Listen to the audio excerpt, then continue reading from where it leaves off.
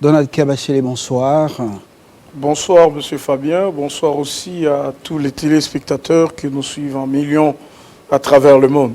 Et spécialement un clin d'œil à tous les combattants de l'IDPS et à tous les communicateurs de l'Union Sacrée, sans oublier mon frère Alexis, avec qui on vient de se séparer tout de suite, qui a intérêt à suivre cette émission, mais se trouve bloqué dans des embouteillages. Alexis Tamboué, je te salue, là où tu es. Voilà, tout ça, la réponse à un simple bonjour.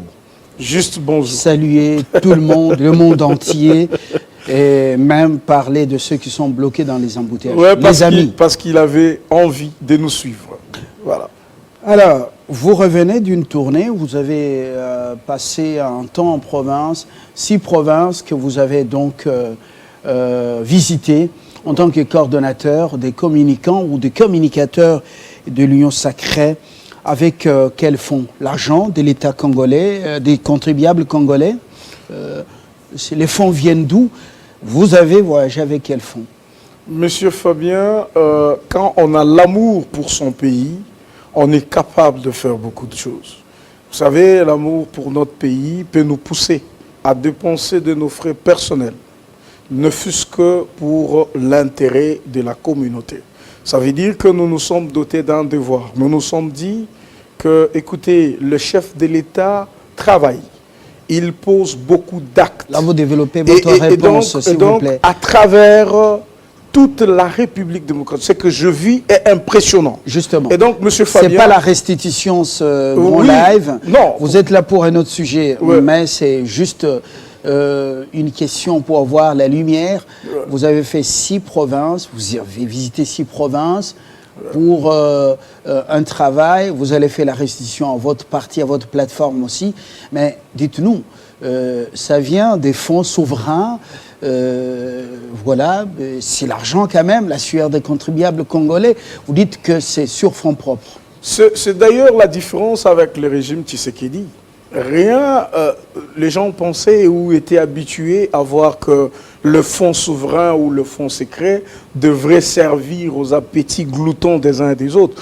Pour nous, c'est d'abord l'amour qu'on a pour son pays et on est prêt à dépenser pour ça. Voilà, peut-être un investissement, si réellement cela s'avère vrai, un investissement pour la suite comme acteur politique.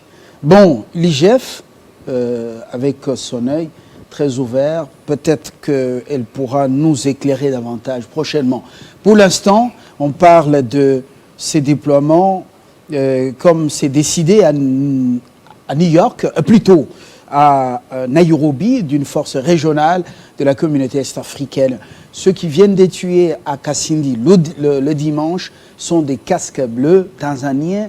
A-t-on appris? Est-ce qu'il y a encore opportunité d'avoir des militaires de tous ces pays membres de la communauté est-africaine au Congo au regard de toutes ces dérives, au regard de ce banditisme quand même très loin de la discipline militaire qui caractérise toutes les armées du monde?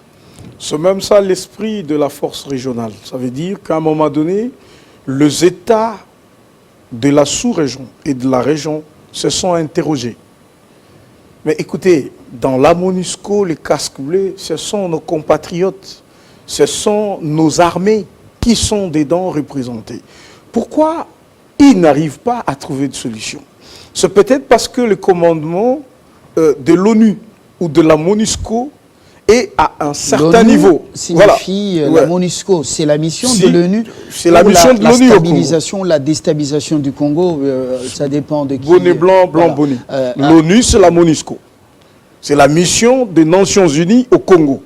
C'est la représentante de l'ONU ici, dans notre pays. Ça veut dire que pour la guerre de l'Est, l'ONU s'est décidé d'appuyer la République démocratique du Congo et ça fait plus de 20 ans que l'ONU n'arrive pas à endiguer un seul groupe rebelle. Et ça, c'est bien de le dire. Parce que on était habitué certainement à condamner nos gouvernements, nos gouvernants, avec raison ou avec tort, on le faisait. Alors on ne peut pas comprendre que 20 ans après la mission de l'ONU, qu'on continue de vivre les affres de cette guerre pour laquelle l'ONU avait déployé ses forces ici au pays. Alors, on se dit, est-ce que c'est un problème de commandement? Vous inspire lorsque, au sein de cette MONUSCO, ce sont les contingents des différents pays, dont celui de la Tanzanie. Vous avez vu à travers la brigade d'intervention ce qui a été fait à Kasindi. Ils ont tiré à balles réelles, ils ont tué des Congolais. 3 Congolais sont tombés, un seul Congolais vaut plus. La vie est sacrée. Alors, vous dites que c'est le mauvais commandement de l'ONU, et quand ils seront, ces militaires, quand ils seront sous le commandement de la communauté est-africaine, eh ben, ils deviendront des anges. Non, mais écoutez, je ne dis pas qu'ils deviendront des anges, parce qu'à tout moment qu'ils commettront de bévues, nous serons là pour dénoncer leur forfaiture. Ici, il est question de se dire que l'ONU a failli dans sa mission. L'ONU ne sait pas contrôler ces casques bleus qui sont devenus presque des voyous, des criminels, des bandits de grand chemin. Nous étions habitués à trouver que quand vous rencontrez le casque bleu de l'ONU, vous êtes en paix. Parce que la mission principale, c'est sécuriser la population. Il y a plusieurs résolutions qui ont été signées à cette fin. Alors, on ne s'imaginait pas une pareille barbarie. On ne s'imaginait pas un tel crime de la part de casques bleus de l'ONU. Et donc, ça devient inutile. La force de l'ONU au Congo devient inutile. Ça, je l'ai dit. Mais écoute, M. Fabien, au niveau d'un probable déploiement d'une force régionale, justement, au sein de cette force régionale, on compte le Rwanda, on compte... Qui exclut déjà. Oui, le Rwanda qui exclut l'Ouganda à la aussi. demande du président de la République. Et l'Ouganda est exclu aussi? L'Ouganda, il y a encore de discussions qui sont en train d'être faites. Parce qu'ils sont dans des frappes conjointes, ça a donné quels résultats? Les Tanzaniens, vous avez vu justement leur colère à la barrière de Kasindi. Alors, vous comptez sur quels militaires des pays de l'Afrique de l'Est pour pouvoir venir ici aider les Congolais? Le gouvernement congolais, par le biais de son Premier ministre, le président de la République, les pays, la RDC ne compte pas sur une force pour imposer la paix dans la partie Est. Nous comptons sur le FARDC qui font bien leur travail, qui doivent être équipés. Mais parce que nous parlons d'un complot, un complot qui a pris d'autres dimensions, parce qu'il y a plusieurs États qui entrent en ligne de jeu, eh bien, ces États-là se plaignent de voir que nous sommes le seul à vouloir finir un conflit qui menace la paix et la sécurité de beaucoup d'autres pays. C'est dans ces contextes-là, M. Fabien... Quel est l'État qui s'est plaint? Non, mais écoutez, il faut reconnaître qu'à un moment donné, nous avons vu ici en Ouganda, même au Burundi, nous avons vu plusieurs fois les incursions de ces islamistes, de ces terroristes qui ont créé terreur et désolation. Nous l'avons vu à Bangui, en Centrafrique. Nous l'avons vu au Soudan. Nous l'avons vu ici à côté en Angola. On l'a vu un peu partout. Donc ce pays, nous partageons avec tous ces pays de frontières. Et le problème de la sécurité qui écume le Grand Lac, c'est un problème commun à tous ces États partis. Et c'est dans ces cadres-là. Vous croyez en leur bonne foi? Nous ne croyons pas en la bonne foi de qui que ce soit, mais nous nous disons qu'il y a une gangrène que nous devons effectivement régler. Cette gangrène, c'est la paix. La paix est devenue presque une gangrène parce qu'on ne sait pas. Les États partis ne savent pas imposer cette paix-là. Alors, il faut coaliser. Alors, la coalition va jusqu'au point de dire créons une force commune. Parce que beaucoup de gens ne sont pas prêts à cerner le vrai terme de la force régionale. C'est une façon de dire créons une force commune pour ne pas s'accuser mutuellement. L'un devrait attaquer l'autre et l'autre devrait répliquer. On a tous ensemble des représentants dans cette force qui vont nous permettre, une fois pour toutes, d'éclairer la lanterne de ceux qui ignorent. Vous voyez?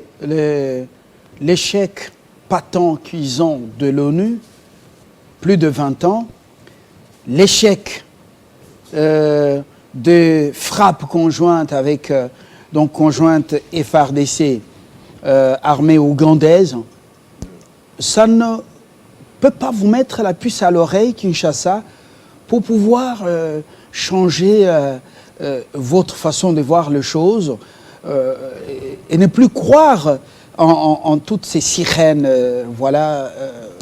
Nous partons d'un principe, M. Fabien. Nous partons du principe qu'aucun État ne peut souhaiter la mort de ses compatriotes. Nous sommes objectifs au point d'imaginer que tous les États sont humains. Et surtout ceux-là qui nous entourent, ceux qui sont nos voisins. Et vous êtes réaliste. Qu'un État soit inhumain, qu'il soit criminel, réaliste aussi. je dis qu'un État soit humain, soit inhumain ou criminel, ce n'est pas à l'ordre du jour. Nous, on s'est dit, en tant qu'État, le bon sens voudrait que tous les États soient humains au point de ne pas voir leurs compatriotes tomber.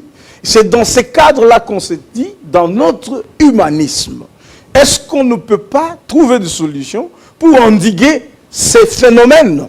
C'est dans ce cadre-là qu'on crée une force de manière objective. Nairobi n'est pas l'une, justement, des options somnifères ou des pistes somnifères de grandes puissances avec des multinationales en train de défendre. Eh bien, mais écoutez, l'ONU s'est cachée pendant toutes ces années. Mais on vient de les découvrir. La population vient de démasquer la mission onusienne ici. Ah, vous venez seulement de découvrir pour vous dire, M. Fabien, qu'il y ait un complot derrière.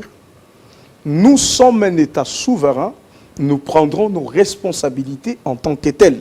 Le fait de cette force ne lie pas notre souveraineté, ne lie pas notre force, notre puissance en tant qu'État.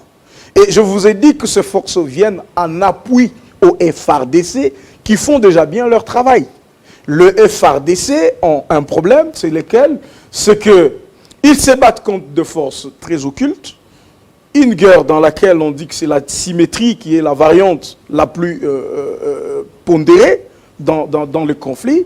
Et donc, on ne connaît pas l'ennemi, on doit l'identifier. Vous voyez? Et c'est vrai, on peut identifier l'ennemi en se disant, eh bien voilà, il y a un État X ou Y, comme le Rwanda par exemple, qui est en train d'agresser la République démocratique du Congo. Mais on ne peut pas identifier tous ces miliciens par rapport à leurs États. On s'est dit, alors, fédérons nos forces.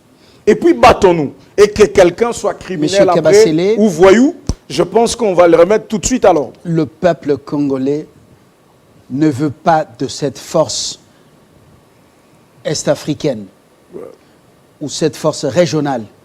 Le peuple congolais ne veut pas de cette ONU encore sur son sol. Le peuple congolais a perdu toute confiance. Et pourquoi diriger en bouchant les oreilles? Non. Je n'ai pas terminé. Au desiderata du peuple. Parce que c'est le peuple d'abord, parce que c'est un pouvoir issu du peuple. Pourquoi boucher les oreilles à ce que le peuple veut? À moins que je me trompe, M. Fabien, notre population s'est exprimée de manière tout à fait claire, c'était lisible à travers des marches pacifiques.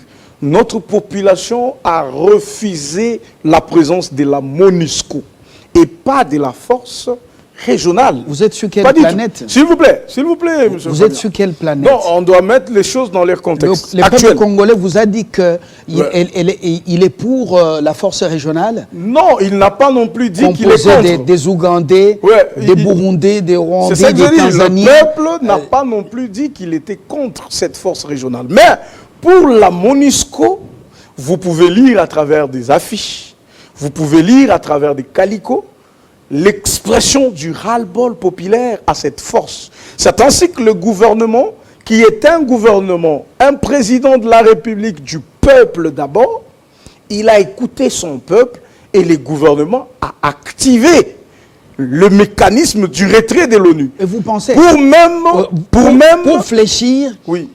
Pour fléchir et surtout hausser les tons, jusqu'à demander le départ du porte-parole, jusque-là c'est rien pratiquement, c'est rien.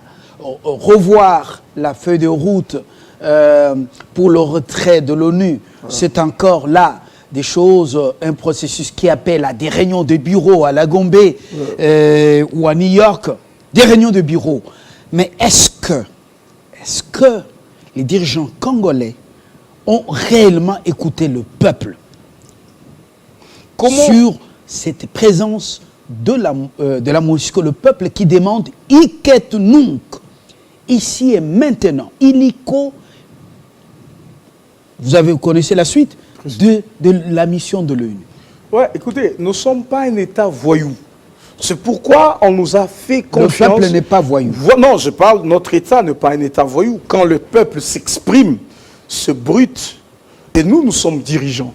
Et quand nous sommes dirigeants, ça veut dire que nous devrions être respectueux des textes et certainement des résolutions qui ont été votées par rapport à ça. Donc pour dire, M. Fabien... Ces résolutions ont été prises sans notre volonté. Monsieur Fabien, nous, peuple congolais. On ne pouvait pas demander à l'ONU de partir tout de suite au moment où on sait qu'il y a déjà des résolutions qui ont été votées qui concluent au retrait progressif de l'ONU. Mais regardez ce qu'on a fait.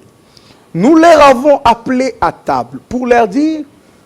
Bien que la résolution veut du retrait progressif, le temps prévu, il est long. Il faut le faire pour que ça soit écourté. C'est ça un gouvernement responsable. C'est ce qu'on est en train de faire. Et donc, Monsieur Fabien, vous pouvez être sûr, et notre peuple l'a compris, que le président de la République ne peut rien faire sans que ça soit la population qui le lui demande. Parce que cette population, c'est elle, le souverain primaire.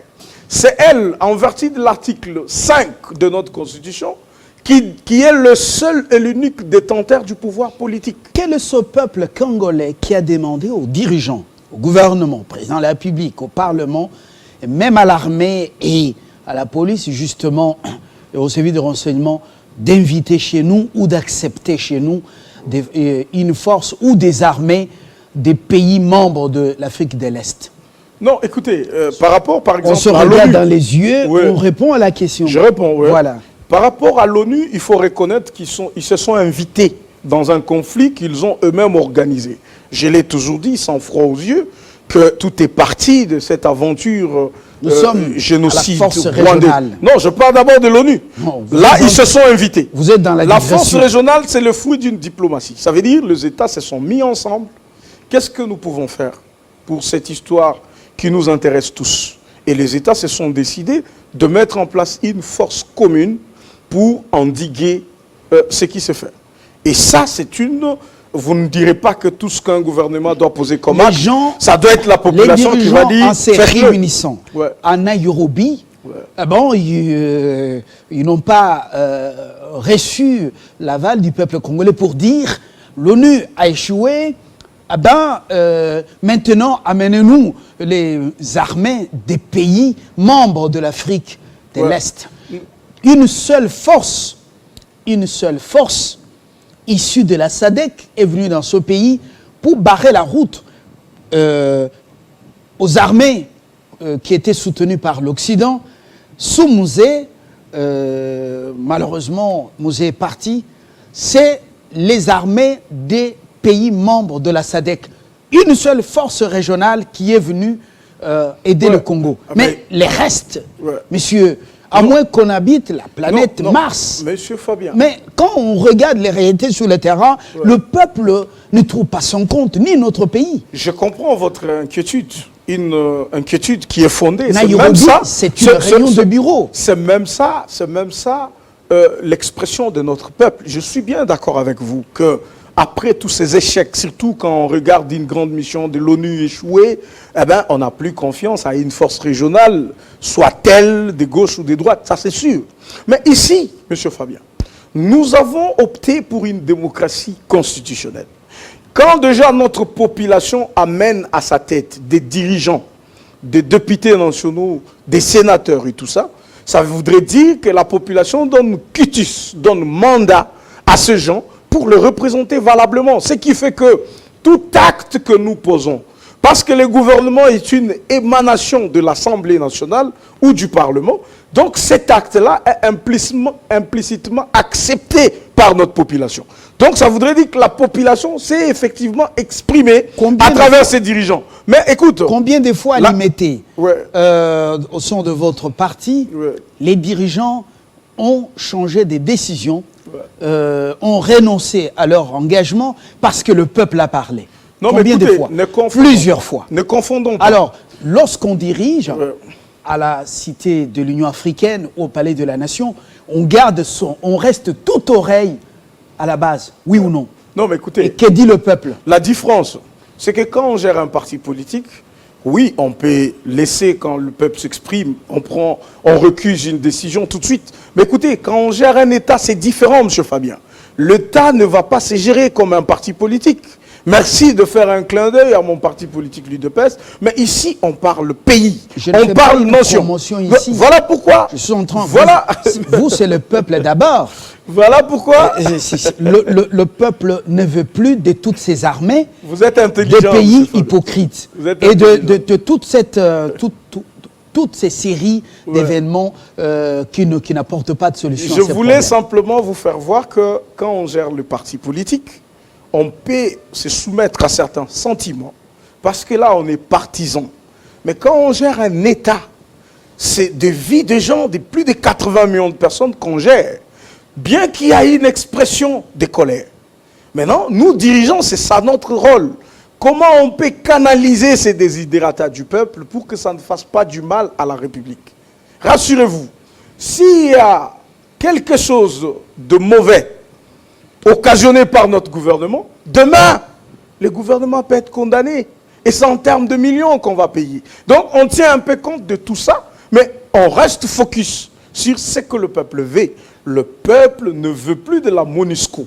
Vous demandez, est-ce que les dirigeants suivent? Le peuple ne veut plus aussi, ouais, ou ne veut pas de cette force est-africaine. Ça, c'est une tricherie régionale. C'est une tricherie intellectuelle de notre opposition. Quelle tricherie? C'est une tricherie. Ça veut dire qu'on veut faire un raccordement frauduleux. Quel est le peuple qui vous a dit qu'il a besoin des Ougandais, ouais, des Tanzaniens, des Zambiens, ouais, des Soudanais, ouais, hein, vous voyez, des Soudanais? Ouais. Quel est le peuple qui a dit qu'il a besoin des militaires burundais, ouais, et des militaires rwandais sur le sol congolais? De la même manière, quel est ce peuple qui a dit qu'il ne veut pas de cette force? Il n'y en a pas. Donc, Monsieur Fabien, nous avons tous suivi des manifestations. Vous descendez d'une autre planète. Non, mais écoutez, on a suivi des manifestations de colère. Il n'y a qu'un seul slogan. La MONUSCO doit partir. C'est ça ce que le peuple dit. Je crois que tous les Congolais qui nous suivent peuvent parler le même langage avec moi. Mais écoute, il y a maintenant une certaine manipulation de l'opinion. Il y a une tricherie intellectuelle.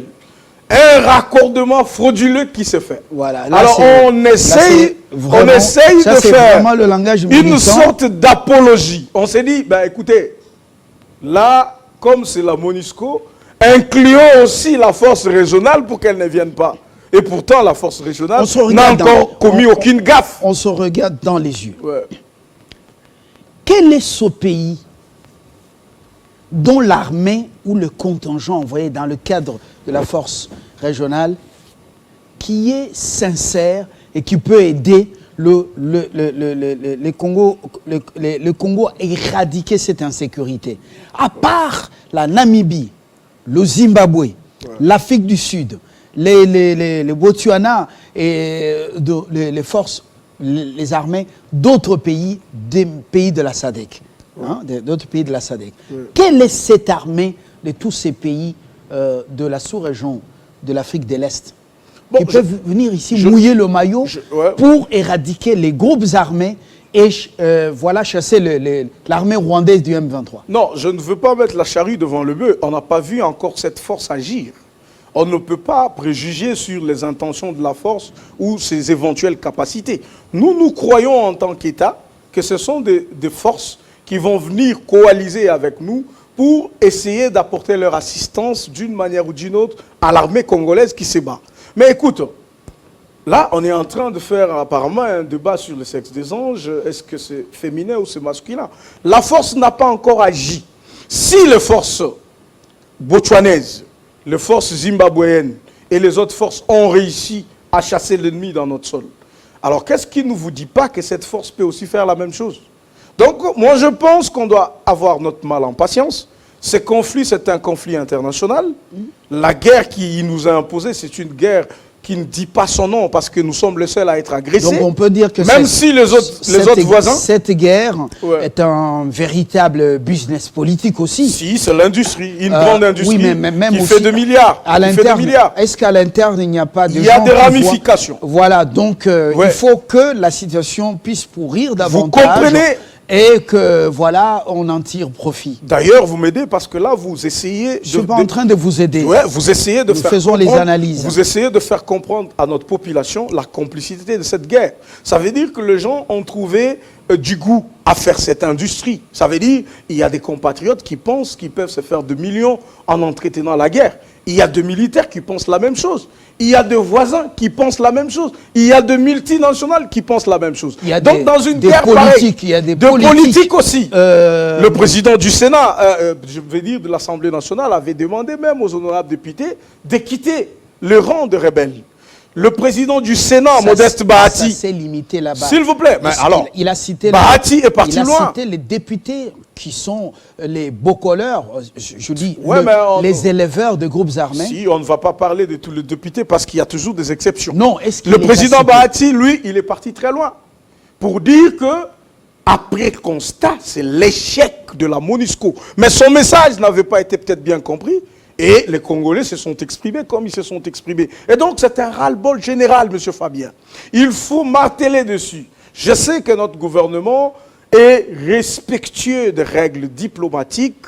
Notre gouvernement aime bien le protocole.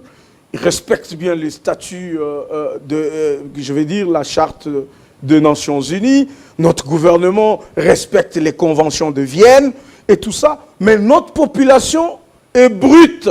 Elle dit, la MONUSCO doit dégager et immédiatement. Voilà. Et donc, ça devient comme des slogans. Non, mais écoutez, le peuple s'est exprimé. Il faut que ça soit ainsi parce que c'est un échec. On termine par là. Ça, c'est vraiment le discours. Et dans la praxis, on voit qu'il y a beaucoup de pesanteur.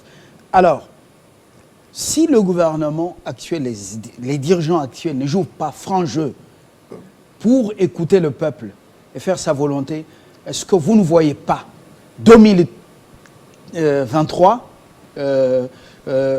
voilà, le peuple s'est débarrassé de ses dirigeants?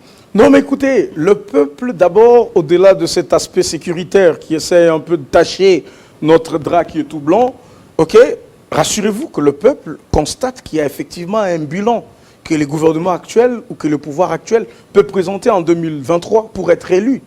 Je ne vous parlerai pas de recettes qui sont de manière exponentielle revues à la hausse. Non, mais pour vous dire que notre population ne sait pas nous sanctionner négativement en 2023 pour la question de la paix, parce que la population voit à quel niveau d'engagement le gouvernement de la République est engagé à en finir avec cette guerre. Merci. Donc vous comprenez, M. Fabien, que pour l'UDPS ou pour le président de la République, la question n'est plus à sa réélection. Merci. La question, c'est avec quel pourcentage il va battre ses adversaires. Nous ne sommes pas dans la pré-campagne. Donc, vous comprenez. Nous parlons sécurité je vous dans fais l'est comprendre. du pays. Je vous fais comprendre. Vous dites que ça a beaucoup de ramifications. Je vous remercie d'être venu. Donc, vous ne m'avez pas laissé finir ce que j'étais en train de dire. Non, c'est... Quand vous voyez des recettes de 6 milliards pour un premier semestre, vous n'allez pas demander à cette population de sanctionner négativement le président. Nous ne sommes pas dans la campagne. Donc, j'ai posé seulement une question. Si les dirigeants n'écoutent pas le peuple concernant la force régionale et l'ONU, d'ailleurs, s'il vous plaît, est-ce que en 2023, le peuple ne risquera pas d'échasser par les urnes ceux qui dirigent? C'était ça la question. Merci. Peut-être pour la dernière fois, M. Fabien, c'est important de le dire. C'est important de le dire. Rassurez-vous que le peuple congolais se bat aux côtés de ses dirigeants. Et ce peuple comprend les difficultés de ses dirigeants. Je vais vous informer. Je vous fais une révélation. C'est l'ONU qui va refuser de partir. Nous sommes avec vous ici. Prenez note. C'est l'ONU qui va refuser de partir. C'est l'ONU qui va chercher à nous imposer son soutien. C'est l'ONU qui va s'imposer ici. Vous savez, Joseph Kabila a lutté pour ça depuis 2017. Jusqu'à son départ, ils ne sont jamais partis. Vous lui donnez raison maintenant. Vous lui donnez raison maintenant. Non, mais écoutez, sur un certain nombre de points, nous sommes objectifs à dire qu'à un moment donné, il y avait des actions qui étaient salutaires. Merci Donald Kabasele. Montrez que vous êtes des hommes avec grand H pour ne pas subir le dictat ou l'imposition de l'ONU afin de pouvoir s'éterniser. Le porte-parole de l'ONU doit partir. Le second invité, Bob Kamangou, membre de la Mouka de Fayoulou, Madidi, dans quelques instants pour boucler.